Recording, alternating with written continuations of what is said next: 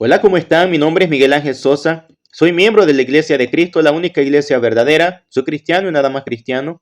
En este contenido vamos a estar aprendiendo sobre algo muy importante, sobre algo que es importante en la vida espiritual de todo cristiano. En este contenido vamos a tratar sobre este tema, cómo saber si Dios lo autoriza, ya que todo lo que hacemos en nuestra vida tiene que ser autorizado por Dios bajo la voluntad de Dios, porque si no, entonces no estamos obedeciendo a Dios, no estamos glorificando a Dios. Entonces, ¿cómo saber si Dios lo autoriza? Bueno, como cristianos creemos y entendemos que Dios ha revelado su santa voluntad a través de su santa palabra. Dice en Juan 12:48, el que me rechaza y no recibe mis palabras tiene quien le juzgue. La palabra que he hablado ella le juzgará en el día postrero. También dice en Juan 14:23, dice en Juan 14:23, respondió Jesús y le dijo, el que me ama, mi palabra guarda, y mi Padre le amará, y vendremos a él y haremos morada con él. Dice en Juan 14:24, el que no me ama no guarda mis palabras, y la palabra que habéis oído no es mía, sino del Padre que me envió. Entonces Jesús vino a comunicar la voluntad de Dios. Entonces eso lo tenemos que entender y creer como cristianos. Dice en primera de Pedro 4:11, si alguno habla, hable conforme a las palabras de Dios, si alguno ministra, ministre conforme al poder que Dios da, para que en todo sea Dios glorificado. Entonces, repito, la voluntad de Dios es revelada a través de su santa palabra. Entonces, ¿cómo saber si lo que hacemos es autorizado por Dios? ¿Cómo saber si obramos bajo la voluntad divina? ¿Cómo saber si obramos bajo la autoridad bíblica? Bueno, en primer lugar, vamos a dejar claro lo que no es autoridad bíblica. No es autoridad bíblica mi opinión personal. Eso no es autoridad bíblica. Hay personas que dicen, bueno, a mí me parece que así tiene que ser. Eso no es autoridad bíblica. Dice en Proverbios 14:12, dice en Proverbios 14:12 lo siguiente. Hay camino que al hombre le parece derecho, pero su fin es camino de muerte. Entonces mi opinión personal no es autoridad bíblica. Tampoco es autoridad bíblica, a mí así me gusta. Tampoco es autoridad bíblica mis sentimientos. Hay personas que dicen, es que mi corazón me dice que así es, o que yo lo tengo que hacer. Es que como a mí me gusta, por eso así lo hago. Eso no es autoridad bíblica. Dice en Jeremías 17, pasaje 9, Jeremías 17:9 dice, engañoso es el corazón más que todas las cosas y perverso, ¿quién lo conocerá? Obviamente, el único que lo conoce en perfecto a cabalidad es Dios, es el único. Entonces, pero dice allí que el corazón es engañoso. Entonces, mi corazón me dice que así es, o a mí así me gusta y por eso lo hago. Eso no es autoridad bíblica. Tampoco es autoridad bíblica los beneficios que se pueden desprender de cualquier actividad o de dicha práctica. Dice en Mateo 15, pasaje 8 y 9, dice Mateo 15, 8 y 9, este pueblo de labios me honra más, su corazón está lejos de mí, pues en vano me honran enseñando como doctrina mandamientos de hombre.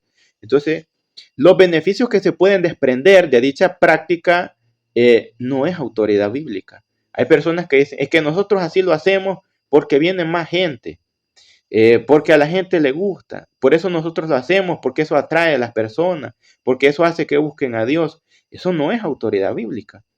Autoridad bíblica es, repito, es lo que está de acuerdo, autorizado, que está sujeto a una evidencia de la cual vamos a estar hablando a continuación.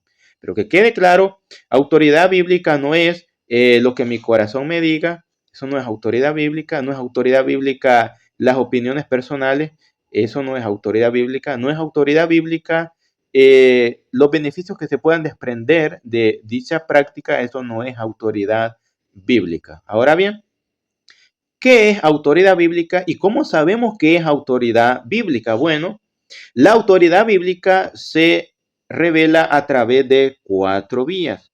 ¿Cómo sabemos si es autorizado por Dios? Eso lo sabemos a través de 4 vías. ¿Cuáles son estas? Bueno, número 1, Dios revela su santa voluntad, es autorizado por Dios si Él lo manda a través de su santa palabra. Entonces Dios revela su santa voluntad por mandamiento directo. Número 2, también Dios revela su santa voluntad por una declaración directa que podamos hallar en los pasajes bíblicos. También Dios revela su santa voluntad por ejemplo apostólico. Y número 4, Dios revela su santa voluntad a través de una implicación divina de donde hay una inferencia lógica necesaria. Entonces vamos a ir viendo uno a uno esta vía para que quede claro y poder creer y defender estas verdades ante cualquier persona. Entonces, ¿cómo sabemos si Dios lo autoriza? Dios revela su santa voluntad a través de su santa palabra y podemos saber si algo es la voluntad de Dios a través de 4 vías. Repito, número 1, mandamiento directo. Número 2, declaración directa. Número 3, ejemplo apostólico. Y número 4, implicación divina de donde hay una inferencia lógica necesaria. Entonces vamos a ver la primera vía por la cual Dios revela su santa voluntad, que es mandamiento directo. Y en esta parte no hay discusión, porque todos sabemos que si Dios lo manda es su voluntad y hay que obedecerlo, hay que hacerlo. Por ejemplo, ¿por qué los cristianos van a predicar el evangelio? Porque dice en Mateo 28:19 lo siguiente, Mateo 28:19. Por tanto, id y haced discípulos a todas las naciones, bautizándolos en el nombre del Padre, y del Hijo y del Espíritu Santo. Entonces, Jesús manda a sus discípulos a ir a todas las naciones a bautizar. Entonces, es mandado por Dios ir a todas las naciones a ser discípulos, a predicar el Evangelio. Dice en Marcos 16:15, y de predicar el Evangelio a toda criatura. Entonces, eso lo podemos entender que es mandado por Dios, es un mandamiento directo. Y así, con esta claridad, podemos saber que estamos obrando bajo la voluntad de Dios. Repito, dice en Marcos 16:15, y le dijo, id por todo el mundo y predicad el evangelio a toda criatura. Y allí está en modo imperativo, es un mandamiento directo. Entonces, ¿cómo saber si Dios lo autoriza ir a predicar el evangelio? Bueno, porque ya vimos los pasajes donde Dios lo manda. Hay un mandamiento directo. Entonces, nos conviene aprender a manejar este tipo de información porque si no, no vamos a hallar la claridad de cómo defender estas verdades y nos vamos a seguir preguntando, ¿será que Dios lo manda? ¿Será que Dios lo autoriza? También, ¿por qué perdonamos a nuestros enemigos? Porque es un mandamiento directo de nuestro Señor Jesucristo. Dice en Mateo 5:44 lo siguiente. Dice Mateo 5:44, pero yo os digo, amad a vuestros enemigos, bendecid a los que os maldicen, haced bien a los que os aborrecen y orad por los que os ultrajan y os persiguen. Entonces Jesús dice que debemos amar a nuestros enemigos. Entonces, ¿por qué lo hacemos? Porque haciendo esto haremos la voluntad de Dios. ¿Cómo sabemos que Dios lo manda? Porque ya vimos el pasaje donde Jesús lo está diciendo a través de un mandamiento directo. Entonces, para seguir avanzando, ¿cómo sabemos que Dios quiere, que es la voluntad de Dios que las personas sean bautizadas? Bueno, porque dice en Hechos 2:38, y Pedro les dijo, arrepentíos y bautícese cada uno de vosotros en el nombre de Jesucristo para perdón de los pecados y recibiréis el don del Espíritu Santo. Dios manda a que las personas se bauticen. Entonces eso lo debemos entender.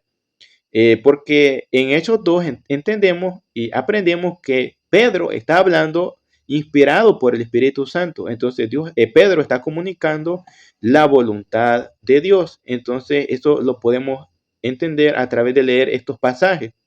Entonces, ¿por qué creemos nosotros que Dios manda que las personas se bauticen? Bueno, porque hay un pasaje donde Pedro les dice, de hecho en el 37 dice que los judíos se compungieron de corazón y dijeron a Pedro y a los otros apóstoles, varones hermanos, ¿qué haremos? Entonces, y allí hay una respuesta inspirada por el Espíritu Santo. Pedro dice, bautícense. Entonces Dios manda a que las personas se bauticen. Hay un mandamiento directo. Entonces, en el primer punto estamos viendo que la autoridad bíblica se establece. ¿Cómo sabemos si Dios lo autoriza? Es porque hay mandamientos directos donde lo podemos leer y entender que Dios lo manda y quiere que lo hagamos. También la autoridad bíblica se establece a través de una declaración directa. Por ejemplo, ¿cómo sabemos nosotros que hay una iglesia verdadera? Porque dice en Mateo 16, 18. Y yo también te digo que tú eres Pedro y sobre esta roca edificaré mi iglesia y las puertas del Hades no prevalecerán contra ella. Jesús dice que va a edificar, dice, su iglesia, hablando y refiriéndose a una iglesia. De ahí que nosotros siempre enseñamos y entendemos que Jesús edificó una iglesia verdadera. Y esa una iglesia verdadera es la iglesia de Cristo, es la iglesia de la cual yo soy miembro. Entonces, hay hermanos que no les gusta que se use la frase, yo soy miembro de la única iglesia verdadera. Esto es una verdad bíblica. Jesús dijo, edificaré mi iglesia, una, no muchas. Y esta iglesia, pues, es verdad, es verdadera porque Jesús la edificó, verdadera porque existe. Entonces, de ahí podemos entender que hay una declaración directa donde Jesús dijo que lo iba a hacer. Y entonces tenemos autoridad bíblica para creer y entender y enseñar que hay una iglesia verdadera. También, ¿por qué nosotros enseñamos y creemos que la ofrenda es para los santos necesitados de la iglesia? ¿Por qué nosotros creemos que la ofrenda es para los santos? Porque dice en 1 Corintios capítulo 16, pasaje 1, en cuanto a la ofrenda para los santos, haced vosotros también de la manera que ordené en la iglesia de Galacia. Dice aquí, está declarado en este pasaje que la ofrenda dice, es para los santos. Dice en cuanto a la ofrenda para los santos. Entonces, ¿tenemos autoridad bíblica para usar la ofrenda para los santos? Claro que sí. Entonces, ¿y es bíblico hacerlo? ¿Tenemos autoridad bíblica? Pues sí, porque está declarado en 1 Corintios 16, 1.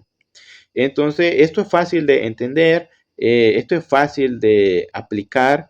Entonces, sabemos cómo estamos obrando. Si estamos obrando bajo autoridad divina, si estamos obrando bajo autoridad bíblica, ¿cómo sabemos si hay un mandamiento directo? Si hay una declaración directa, si está declarado en algún pasaje.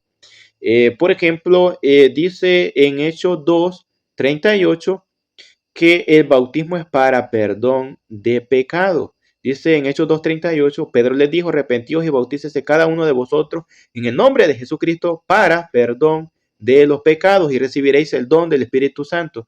Entonces, aquí es declarado que el bautismo es para perdón de pecados. Tenemos autoridad bíblica para creer y entender y enseñar que el bautismo es para perdón de pecado. Claro que sí.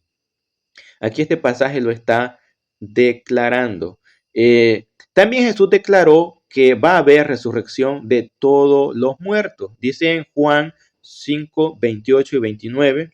No os maravilléis de esto, porque vendrá hora cuando todos los que están en los sepulcros oirán su voz. Pasaje 29. Y los que hicieron lo bueno saldrán a resurrección de vida, mas los que hicieron lo malo a resurrección de condenación.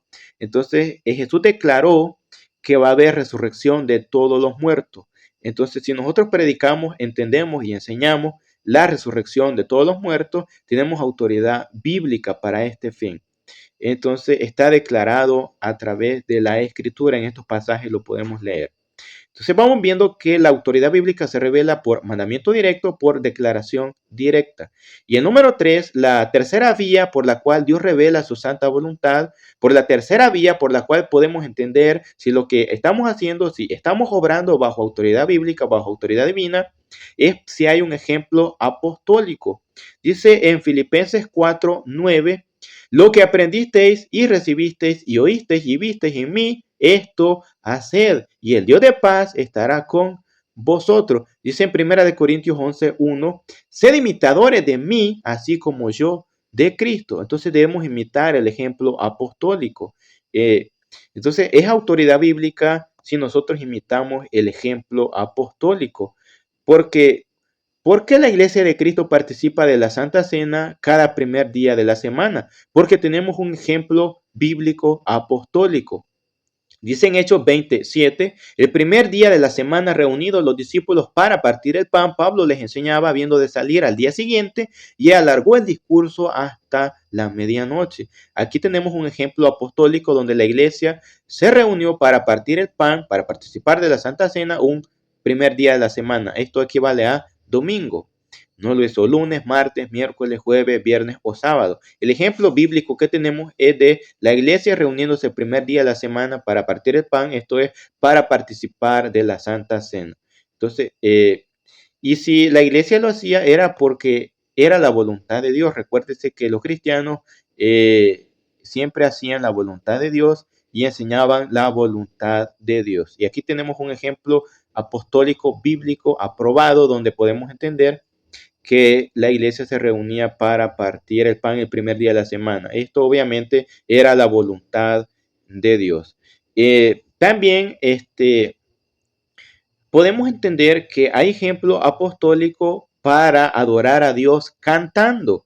Dice en Hechos 16, 25, pero a medianoche orando, Pablo y Silas cantaban himnos a Dios y los presos los oían. Entonces, hay un ejemplo aquí apostólico donde los cristianos adoraban a Dios cantando. También dice Santiago 5:14, 5:13, perdón, dice, ¿está alguno entre vosotros afligido? Haga oración. ¿Está alguno entre vosotros alegre? Cante alabanza. Entonces, aquí vemos que hay un texto inspirado donde el apóstol le está enseñando que se debe y se puede adorar a Dios, honrar a Dios, glorificar a Dios cantando alabanza. Entonces, por eso nosotros cantamos a Dios alabanza porque sabemos que tenemos autoridad bíblica para ello y está a través de la vía del ejemplo apostólico. Entonces vamos viendo que la autoridad divina se establece. ¿Cómo sabemos si Dios lo autoriza? Bueno, a través de un mandamiento directo, a través de una declaración directa, a través de un ejemplo apostólico. También, ¿por qué nuestras oraciones van dirigidas a Dios el Padre en el nombre de nuestro Señor Jesucristo? Bueno, porque dice Romanos 10:1, dice, hermanos, ciertamente el anhelo de mi corazón y mi oración a Dios por Israel es para salvación. Y dice en Efesios 5:20, dando siempre gracias a Dios por todo. Fíjense bien, Efesios 5:20, dando siempre gracias por todo al Dios y Padre en el nombre de nuestro Señor Jesucristo. Entonces tenemos el ejemplo apostólico acá enseñando que debemos dirigir nuestras oraciones a Dios el Padre en el nombre de nuestro Señor Jesucristo. ¿Por qué bautizamos creyentes arrepentidos que confiesen a nuestro Señor Jesucristo como el Hijo de Dios? Porque tenemos ejemplo para ello, ejemplo apostólico bíblico. Dice en Hechos 18:8, y Crispo, el principal de la sinagoga, creyó en el Señor con toda su casa, y muchos de los corintios oyendo creían y eran bautizados. Entonces tenemos ejemplo de personas creyentes siendo bautizadas. Por eso tenemos autoridad bíblica para bautizar creyentes arrepentidos que confiesen a Jesús como el Hijo de Dios. Tenemos ejemplo para dicho fin. Entonces, esto es fácil de entender cuando hay un ejemplo apostólico, es la voluntad de Dios claramente. También la cuarta vía por la cual podemos saber si Dios lo autoriza, si es autoridad bíblica, es la implicación divina de donde hay una inferencia lógica necesaria. Es decir, Dios implica, el hombre infiere. Este es importante, hermanos, que la aprendamos a manejar, que sepamos cómo funciona. Por ejemplo, en Hechos capítulo 5, pasaje 3 y pasaje 4, dice el pasaje en Hechos 5, 3 y 4, y dijo Pedro a Ananías, ¿por qué llenó Satanás tu corazón para que mintieses al Espíritu Santo y sustrajeses del precio de la heredad? ¿A quién le está mintiendo Ananías? Al Espíritu Santo. Entonces dice en el pasaje 4, reteniéndola no se te quedaba a ti y vendida no estaba en tu poder. ¿Por qué pusiste esto en tu corazón? No has mentido a los hombres, sino a Dios. Entonces, en el pasaje 3 dice que le mintió Ananías al Espíritu Santo. Y en el pasaje 4 dice Pedro que le mintió a Dios. Entonces, aquí hay una implicación divina de donde se puede inferir que el Espíritu Santo es Dios. Así funciona la implicación divina de donde hay una inferencia lógica necesaria. Por ejemplo, también en Hebreos 10:25 dice la Escritura, Hebreos 10:25, no dejando de congregarnos como algunos tienen por costumbre, sino exhortándonos y tanto más cuanto veis que aquel día se acerca. Aquí dice que congregarse es mandamiento, dice no dejando de congregarse. Es un mandamiento directo porque está en modo negativo, no dejando de congregarse. Así como cuando Dios manda y dice, no matarás, no robarás, aquí el Señor está comunicando no dejando de congregarse. Por lo tanto, se puede inferir que congregarse es un mandamiento. También una inferencia lógica que se puede hacer aquí hay una implicación divina. Por ejemplo, dice aquí, no dejando de congregarse. Dios quiere, Dios manda que su iglesia se congregue. Entonces, aquí se puede hacer una inferencia, aquí hay una implicación que tiene que haber, hay una implicación divina que tiene que haber un lugar donde congregarse. Por lo tanto, hay autoridad bíblica para construir un local de reunión. Así funciona la implicación divina de donde hay una inferencia lógica necesaria. Entonces, esto lo podemos entender.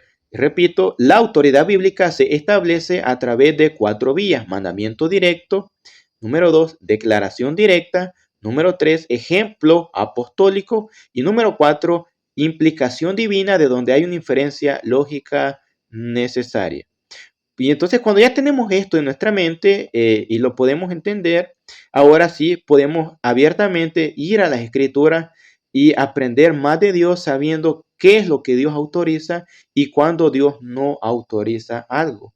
Por ejemplo, porque la Iglesia de Cristo predica, enseña y cree en el bautismo por inmersión. Esto es que la persona debe ser introducida en el agua, ser sepultada en el agua completamente. Porque dice en Hechos 8, vamos a leer este pasaje, en Hechos 8:37, tenemos acá un ejemplo apostólico donde Felipe, el evangelista, le está predicando a un eunuco que se encontró y van por el camino. Dice en Hechos 8:37, Felipe dijo, si crees de todo corazón, bien puedes, y respondiendo dijo, creo que Jesucristo es el Hijo de Dios. Ahora bien, dicen el 38 y 39. Dicen el 38, Hechos 8:38, y mandó parar el carro y descendieron ambos al agua, Felipe y el eunuco, y le bautizó. ¿Qué hizo Felipe y el eunuco? Descendieron al agua. Dicen el 39, cuando subieron del agua, el Espíritu del Señor arrebató a Felipe y el eunuco no le vio más y siguió gozoso su camino. Dicen el 39, cuando subieron del agua. Y no se puede decir que alguien sube del agua si este antes no estuvo en ella, bajo ella. Entonces, en el 38 dice que descendieron al agua, en el 39 dice subieron del agua. Entonces, aquí tenemos un ejemplo apostólico donde hay un bautismo por inmersión, porque dice en el 38 y le bautizó. La palabra bautismo significa inmersión. Entonces, tenemos un ejemplo apostólico donde se enseña el bautismo por inmersión, no por rociamiento. Entonces, ¿hay autoridad bíblica para bautizar por inmersión? Claro que sí. Ahí está, Hechos 8, 37, 38 y 39. En el 38 dice, descendieron al agua. En el 39 dice, subieron del agua. Tenemos autoridad bíblica para enseñar, para predicar y para defender y para creer en el bautismo por inmersión. Repito, tenemos ejemplo apostólico. Y así solo por poner un pequeño ejemplo. Entonces, como les decía al principio, tenemos que aprender a saber cuándo Dios lo autoriza, porque si lo que hacemos Dios no lo autoriza, eso no glorifica a Dios, eso no honra a Dios. Dice en Colosenses 3:17 lo siguiente. Dice en Colosenses 3:17, dice este pasaje que es muy revelador, muy claro. El pasaje Colosenses 3:17 dice, y todo lo que hacéis, sea de palabra o de hecho, hacedlo, oiga bien, todo en el nombre del Señor Jesús, dando gracias a Dios Padre por medio de él. ¿Qué es lo que vamos a hacer en el nombre del Señor Jesús? Todo. ¿Cuánto? Todo. ¿Qué significa todo? Todo es todo. Entonces, todo lo que vamos a hacer en nuestra vida tiene que ser en el nombre del Señor Jesús. Ahora bien, aquí nos está comunicando una grafía que usted va a pronunciar estas palabras. Henry Thayer define en el nombre de cómo hacer algo por la autoridad de una persona. Entonces, cuando dice el pasaje en Colosenses 3:17, y todo lo que hacéis, sea de palabra o de hecho, hacerlo todo en el nombre del Señor Jesús, lo que está comunicando, lo que está enseñando es que debemos hacer todo lo que está autorizado por nuestro Señor Jesucristo que hagamos. Es decir, tenemos que hacer todo lo que el Señor Jesús manda y autoriza que hagamos. De hecho, los judíos entendían que en el nombre de significaba obrar por la autoridad de una persona. Dice en Hechos 4, pasaje 7, dice en Hechos 4, 7 lo siguiente. Dice en Hechos 4, pasaje 7, dice, y poniéndolos en medio les preguntaron, ¿con qué potestad o en qué nombre habéis hecho vosotros esto? Entonces dice ahí, ¿con qué potestad o en qué nombre? Entonces los judíos entendían correctamente que hacer algo en el nombre de alguien significaba hacer algo u obrar por autoridad de una persona o de alguien. Entonces, ¿qué tenemos que hacer en el nombre del Señor Jesús? Todo. Es decir, dice en Colosenses 3:17 que todo lo que hagamos tiene que ser en el nombre del Señor Jesús. Es decir, y significa que todo lo que hacemos, todo nuestro obrar, nuestro vivir, tiene que estar autorizado por nuestro Señor Jesucristo. Tiene que ser lo que Dios, lo que nuestro Señor Jesucristo manda y autoriza que hagamos. Entonces, para concluir este contenido, repito, la autoridad bíblica se establece a través de 4 vías: mandamiento directo, declaración directa, ejemplo apostólico y la número 4, implicación divina, de donde hay una inferencia lógica necesaria. Entonces, espero que esto les ayude a saber si Dios lo autoriza o cómo saber si Dios lo autoriza. Tiene que haber un mandamiento directo, tiene que haber una declaración directa, tiene que haber un ejemplo apostólico o tiene que haber una implicación divina de donde se desprenda una inferencia lógica. Entonces, espero que esto les ayude. Mi nombre es Miguel Ángel Sosa. Que el Señor les bendiga.